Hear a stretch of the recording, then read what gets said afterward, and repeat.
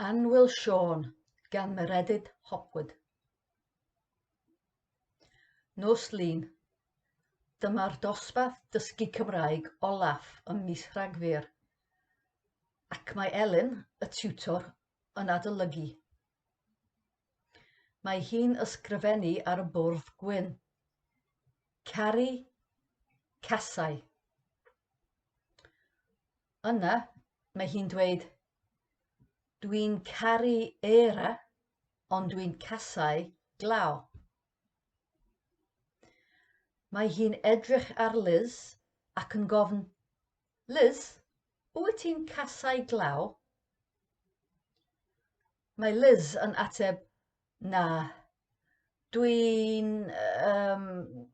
beth ydy needles yn Gymraeg? Nodwyddau, atebodd Elen. Dwi'n casau nodwyddau. Felly dim nyrs wyt ti, Liz? Na, dim nyrs. Dwi'n gweithio mewn ffatri, ond mae Siôn yn nyrs. Mae Liz yn dysgu Cymraeg achos mae Liz eisiau babi ac mae hi a Siôn eisiau siarad Cymraeg gyda'r babi newydd. Mae Elen yn gofyn i bawb ddweud, dwi'n caru a dwi'n casau. Yna mae hi'n ysgrifennu ar y bwrdd gwyn. Y to bach. A, E, I, O, I, W, I. Mae hi'n edrych ar y dosbarth ac yn dweud, mae to ar ben T, ond dim ar ben to. Yna, mae hi'n dansio ac yn gwneud rap. Mae to ar ben T, ond dim ar ben to. Mae pawb yn y dosbarth yn edrych ar Elen. Ond yna, mae pawb yn sefyll ac yn dansio ac yn rapio. Mae to ar ben T, ond dim ar ben to.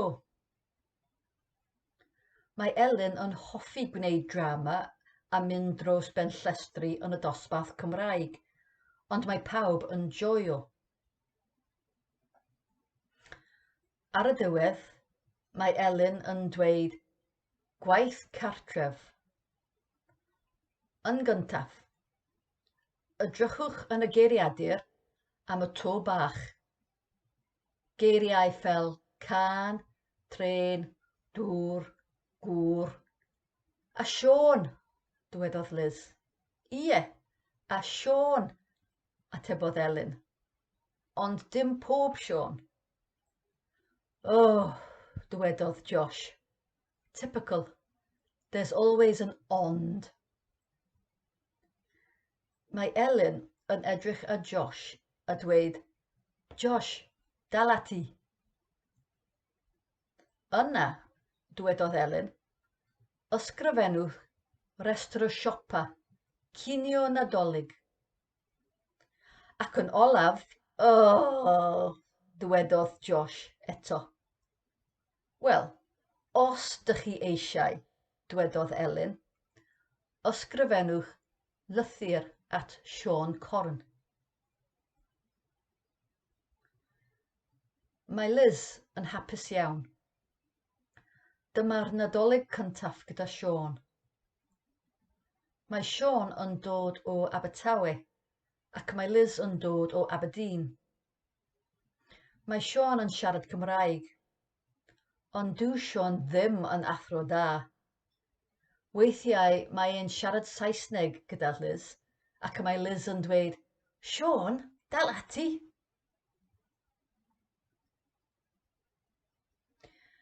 Hedfanodd yr amser. Hedfanodd yr wythnos. Hedfanodd y dyddiau o ddydd Mawrth i ddydd Mercher, Iau, Gwener. Daeth y penwythnos. Cofiodd Liz yn sydyn y gwaith cartref.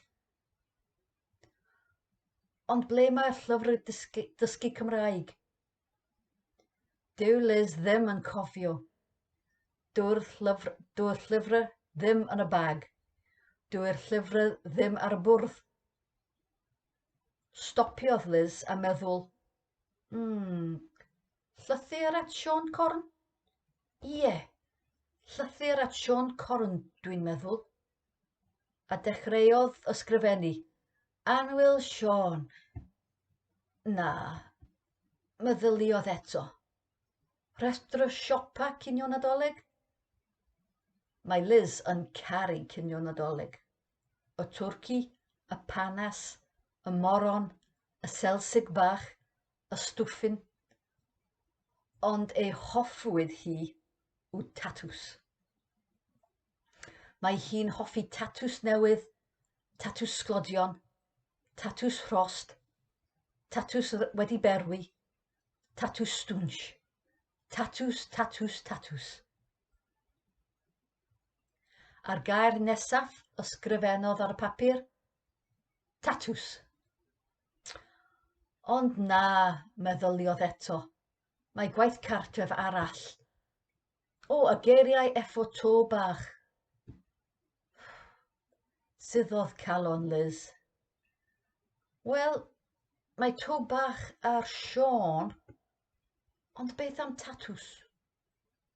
To bach ar tatws? O, siwr o fod, meddyliodd. O, meddyliodd Liz am Josh ac ysgrifennodd, dal ati. Mae Liz wedi blino. Y fori dywedodd, dwi'n mynd i ysgrifennu popeth bore y fori, ac aeth hi i'r gwely. Mae Siôn yn gweithio yn yr ysbyty. Mae e'n gweithio gyda'r nos. Mae e'n dod adre yn hwyr. Agorodd Siôn y drws. Helo, dywedodd e.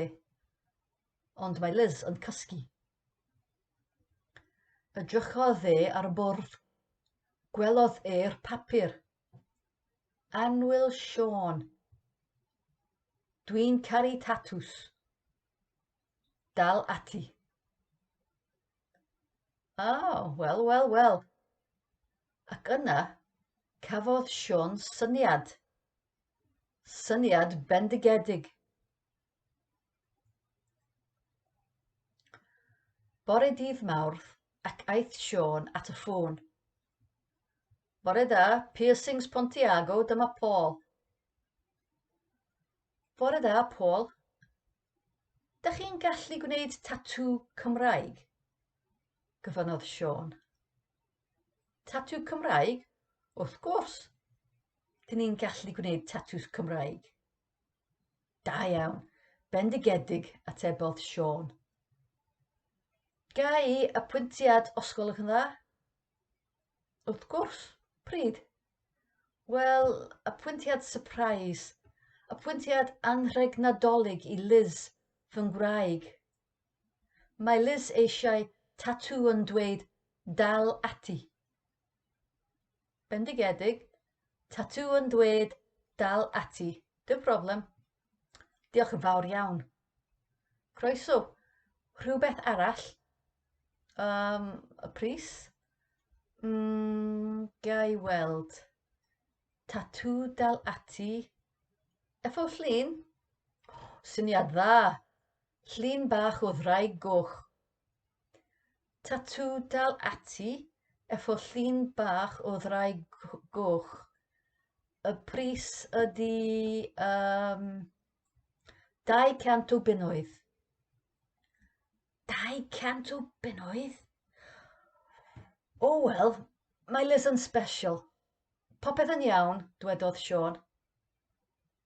Bendigedig, atebodd Paul. Apwyntiad 5 o'r gloch noswyl Nadolig gyda Josh. Mae e'n artist da iawn.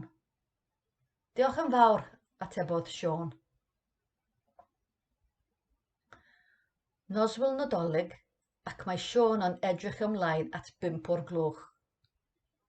Mae e a Siôn yn mynd i'r dref. Ond dyw Liz ddim yn gwybod pam. Daeth Siôn a dre'n gynnar a dweud, "Helo Liz, heno rwy ti'n mynd i gael surprise." Mae Liz yn cael surprise. "O, hwrê," dywedodd. "Diolch yn fawr, Siôn." Parciodd Siôn y car yn y dre a dywedodd wrth Liz, "Caill lygaid." Cerddodd Siôn a Liz i siop piercings Pontiago. Agorodd Josh y drws. "Shh," dywedodd Siôn. Eisteddodd Liz. Estynnodd Josh yn nodwydd i wneud y tatŵ. "Please, ga i agor llygaid nawr?" gofynnodd Liz. "Please, please." "Iawn," dywedodd Siôn. Yna, gwelodd Liz yn nodwydd hir, hir. "Nodwydd!" sgrechiodd Liz a rhedeg allan o'r siop i'r stryd. "Bechod," dywedodd Josh. "Mae hi'n casau nodwyddau." "Beth?" gofynnodd Siôn. "Pwy wyt ti? A sut wyt ti'n gwybod?" Dydd Nadolig. Mae'n amser brecwast ac mae Liz a Siôn yn edrych ar y goeden Nadolig. "Amser agor anrhegion?" gofynnodd Siôn. "Dwi ddim yn siŵr," atebodd Liz. "Dwi ddim eisiau nodwydd arall." Mae'r ddau yn chwerthin. Yna, mae Liz yn gweld anrheg enfawr. "Waw, i fi?" mae Liz yn gofyn. "Ie, i ti." Mae Liz yn edrych ar y label. I Liz, dal ati, oddi wrth Siôn, Siôr Corn a Josh. Mae hi'n agor y anrheg. Dych chi'n gallu dyfalu beth yw'r anrheg? Ie, llon sach o datws. "Dyna'r anrheg orau erioed," dywedodd Liz yn hapus. A dywedodd Siôn, "Pwysig, mae to ar ben tatŵ, ond dim ar ben tatws."